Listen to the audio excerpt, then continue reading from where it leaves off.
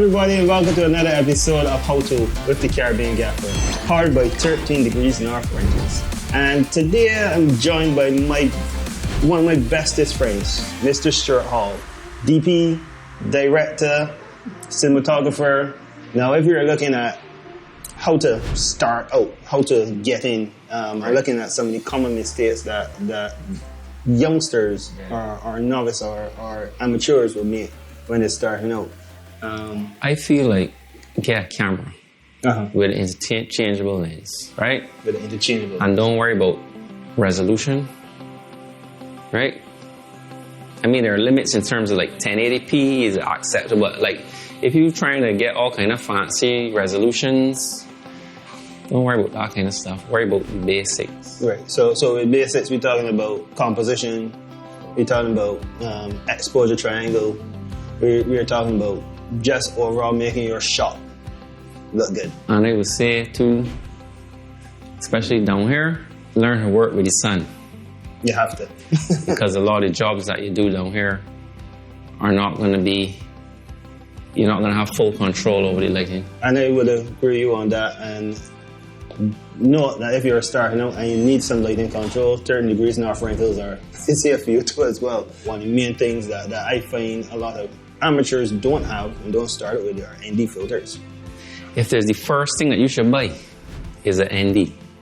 ND, preferably a variable ND. The other thing that I find a lot of amateurs get problems with is banding in their shots. Because when they're starting out, they don't understand frame rates and electrical cycles and how electrical cycles affects the frame rate that you're shooting as well. And I understand too that Barbados is a very, very, very unique place in terms of our power distribution. Whereas most of the world is 110/60 or 220/50. Right. We are actually 110/50.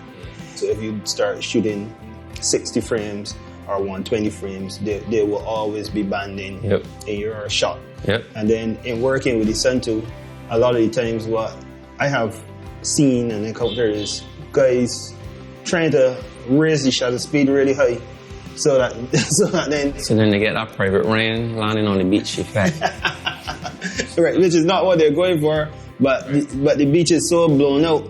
It's like you need to get this darker, you need to get this darker, and don't have an ND filter, and then you end up with people moving stuttery and jittery and you learn the rules first so that when you got to break them, you know what you're doing. You know what you're doing. And even now on that, even something as simple as white balance. Now too, I've seen people or been on set with young people that have been assisting and they're not understanding what white balance is either, right? And they're like, okay, well, I always keep my camera for auto. Because a lot of people still don't understand too color temperature. So color temperature directly affects your white balance. Perfect example, music videos. Where you might got somebody walking from outside, coming inside, and then your white balance is on auto. By the time you move the camera from here and come and transition into a room that may have a different, that may be lit with fluorescence or whatever, then all of a sudden you see your shot just change colors and you'll be like, what's happening? Yes. The argument could be ensued, but because now of how editing is done, you can do it in post. Well, if you're shooting raw, I believe in fixing it there and then, and not giving the editor the additional stress of trying to color correct every shot and then having to color grade every shot after. No, especially if you're dealing with beginner cameras, which probably might be 8-bit. Right. You don't got much room to play within the color spectrum. Nope. And even simple things like setting up your camera properly, like making sure that your blacks are balanced and your contrast is all set before you start shooting. For me, because we live in the Caribbean, these are things that we should go through because cameras are not generally set for Caribbean conditions. There are certain levels of calibrations that you do go through to make sure that you get the best quality at the end of the day. So you use a profile based on your workflow. If you know it's something that you got to turn around really quick, then you might say, okay, well, I shooting this, and this literally going on a computer and getting uploaded. And I usually find that it would go to the most neutral profile, generally, not the log profile, but the most neutral right. profile. There are certain things that you can do and that just will never work without proper lighting and without proper conditions.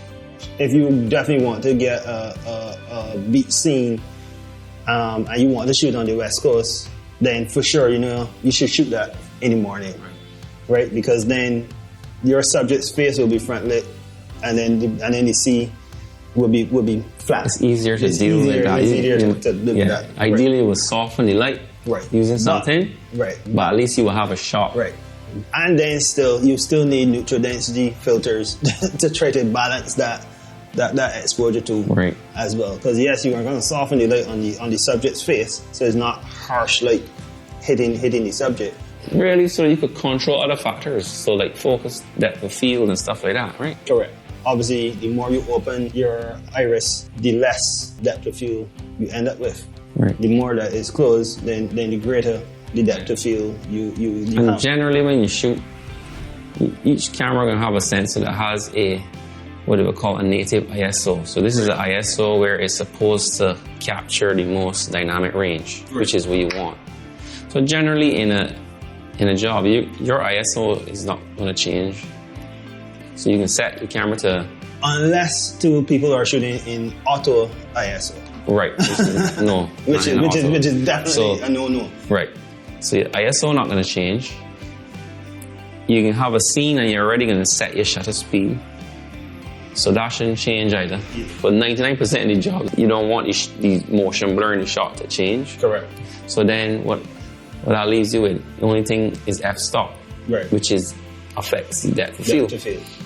So the only way you could adjust the amount of light coming in is through the f-stop. But then with the ND, you could then set your f-stop to whatever you want, right, and use the ND to control. So that gives you full control over what shutter, what f-stop you can are shooting with, i.e. So therefore, the amount of depth of field you have in the shot, which is an important part of photography. For sure.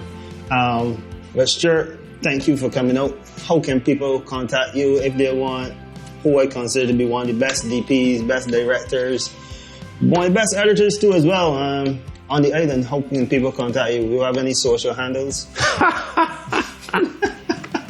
Ask somebody in the industry that could point in my direction. Word of mouth. One of the best ways to get jobs and to find people. For us here at 13 Degrees North. We are 13 Degrees North on Facebook and on Instagram. Make sure, however, to like and subscribe to this channel, How To with the Caribbean Gaffer, powered by 13 Degrees North Rentals for all your rental needs and production supplies.